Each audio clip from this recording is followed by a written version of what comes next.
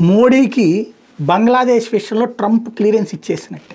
ఎందుకంటే అక్కడ ఒక టీవీ9 రిపోర్టర్ అనుకుంటా, అంటే వెళ్తారు ప్రైమ్ మినిస్టర్తో పాటు, లేకపోతే అక్కడ టీవీ9 రిపోర్టర్ అనుకుంటా, అమెరికా టీవీ9 రిపోర్టర్ అనుకుంటా, ఒక్క అడిగారు అనమాట.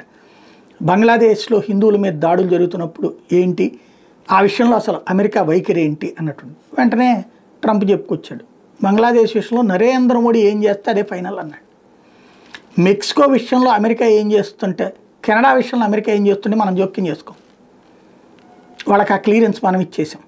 అదే సందర్భంలో బంగ్లాదేశ్ విషయంలో, పాకిస్తాన్ విషయంలో కూడా మనం ఏం చేసినా ట్రంప్ జోక్యం చేసుకోడు, ఆ పూర్తి స్వేచ్ఛ ఇచ్చేశాడు.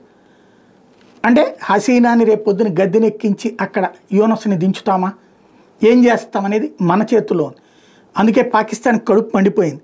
సీమాంతర ఉగ్రవాదం మీద అమెరికా భారత్ సంయుక్త ప్రకటన ఏకపక్షం అంటూ పాకిస్తాన్ ఆగ్రహం వ్యక్తం చేసేసింది. ద్వైపాక్షిక సంబంధాలు మూడో పక్షానికి ఆన్ చేయకూడదని చైనా వ్యాఖ్యానించింది. ట్రంప్తో మోడీ భేటీ నేపథ్యంలో సంయుక్త ప్రకటన విడుదల చేశారు. గతంలో ఒప్పందం మేరకు తమ భూభాగం సీమాంతర ఉగ్రదాడులకు వేదిక కాకుండా చూసుకోవాలని ఆ ప్రకటనలో పాకిస్తాన్కి సూచించడం అనేది కడుపు రగిలిపోయింది వీళ్ళకి.